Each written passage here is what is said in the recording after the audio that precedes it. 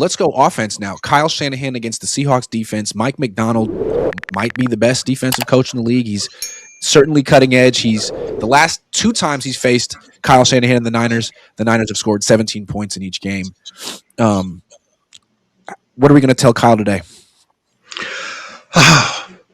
Number 1 is be patient. Number 2, be methodical.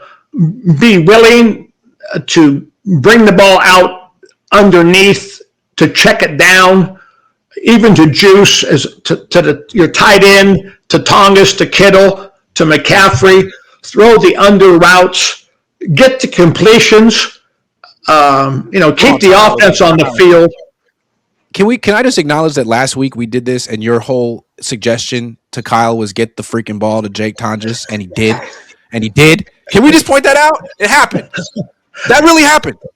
It was happening on the first drive. I'm like, you're kidding me. I think Kyle's a fan. But they got to keep him involved. Kittle comes back. There's got to be a way where you can have Kittle and Tongas on the field together. I don't see why that's against the rules. It seems like such a huge advantage, and it seems like the Seahawks wouldn't want to see that. Well, the other thing that you can do is I can also control what Seattle's doing defensively by my deployment of offensive personnel. Okay? If my 11 are not my best 11 players with whom I want to align, why go to 11 personnel? Right. If I get a better matchup against Seattle by going to 12 personnel with Tongas and Kittle being the tight ends and 1 back in the backfield, okay, great. What happens if I go to 22 personnel? I've got Tongas and Kittle in the game and a single wide receiver, and I have 2 backs in the backfield, be it my regular personnel with Juice and McCaffrey, or even with my rocket personnel, I've got Robinson and McCaffrey in the backfield. So then now what does that do to Seattle defensively? How are they going to handle that combination? So I've got to be able to probe initially and look at what alignments I can utilize offensively, what personnel I can utilize, and how I can dictate to Seattle what they're going to have to do and how they're going to have to respond to my personnel groupings and my formations, my alignments, my shifts, my motions, etc. Okay. This is, and we talked about it before, it's going to be a rainy game. You got to get the ball out of Brock's hands quickly early in the first half and then run the ball power in the second half. Also, interceptions are an issue. Like, Brock threw 2 picks in the first matchup with the Seahawks. He hasn't thrown a lot of picks recently, although he threw the pick 6 against the Bears. It seems like caution and safety is going to be very important here. You got to throw the ball to the outside in this game, right? Throwing over the seems pretty dangerous. That is true. The thing about that initial throw, and I wanted to cringe because, I go back to Bill in his old days with Jerry Rice playing flanker.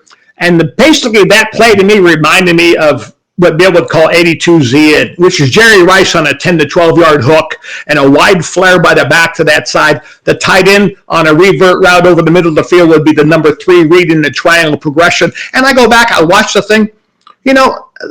The Bears secondary, they had no fear on the opening snap of Juwan Jennings running by anybody. That corner squatted inside technique at 10 yards and was growing roots like a tree in the grass right there. Guy didn't back up 1 inch. The ball was tipped. The linebacker picks it in a 6.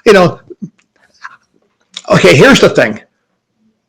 I want to utilize players who can create for me, not a player early in the game for whom I have to create. And so Jennings is not a creative player.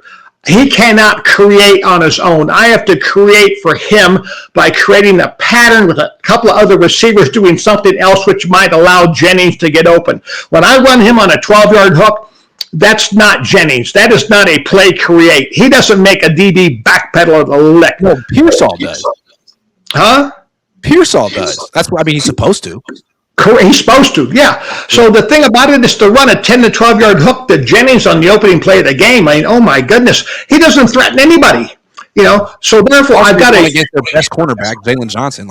Exactly. I've got as a play caller, Kyle, I've got to find a better person with whom I can create on the opening play of the game or on the first series of the game. Jennings is a guy who I can bring into the fold somewhere down the road, but he is not going to be the bell cow to whom I'm bringing the ball out on the first play of the game. Yeah. I'm sorry. That's not it. No. Who'd you go to? Hey, I'm going to go to the running back. I'm going to go to the tight end. I'm going to go to a reliable catcher against whom I know I'm going to have good odds because he's going to be able to get open even if they're playing man-to-man, let alone he'll find the hole versus zone. He's sure-handed.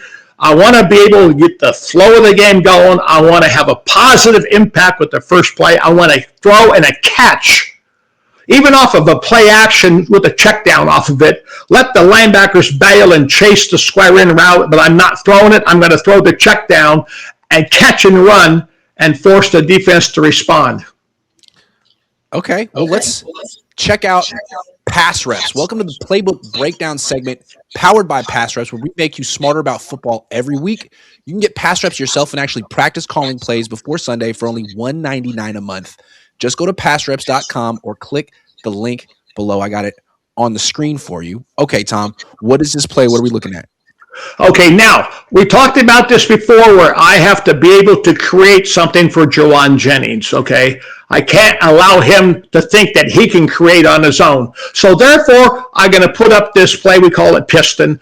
I've got basically the old Dino concept by the number 2 and number 3 receivers, and the number 1 receiver on the outside is Jennings. And so after I blow the top off of the defense and I drive everybody with depth, now I can allow Jennings to run the square in on the outside because I've cleaned out the secondary for him. I've created a void for him. And also, I'm going to release McCaffrey underneath with a scat release and let him run a choice or a dodge route underneath at 5 to 6 yards. I'm going to hold Kittle on the backside for protection purposes, so I have a 6-man protection. I only have a hot to my front side, which would be McCaffrey on the choice route. He would break away if an extra defender came. But now I've got a shot to get the ball on a big chunk play to Jennings on a square in with him outside the numbers. And so now I've created an opportunity for him where I've taken the top off of the defense. I've cleaned out the middle. Now look at the void right there. See, between the numbers and the hash mark, there's a huge void into which I can throw the ball. And I've got McCaffrey releasing out of the backfield underneath it, push up the field, challenge the defensive player. Then now I've got a high-low read on that one defender you see sitting right in the middle of the field right there. And if that guy hangs and sinks on the in cut by Jennings, I'm throwing the ball to McCaffrey underneath and let him catch and run. We'll run a high-low.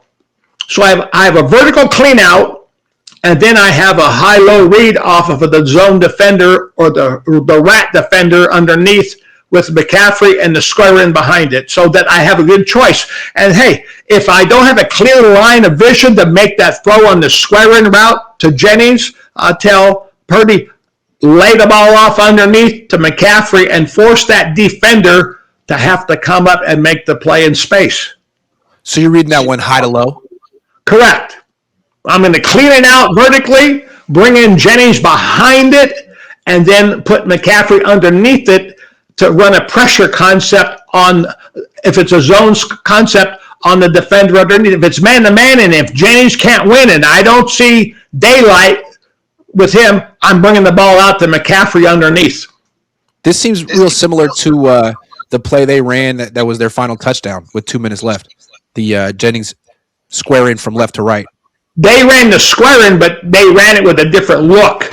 But see, you've got to clear out these guys, especially if you've got a cover 4 concept that McDonald likes to play up in Seattle. Then I've got a one-on-one on the outside, and I've got to clean out the top of the defense vertically and now create that void into which I can bring Jennings. And if he can't win, I got to bring the ball underneath. But I cannot throw a 50-50 ball and say, okay, I hope that Jennings is going to make the play. If I don't see daylight between him and the defender, I'm not throwing him the football.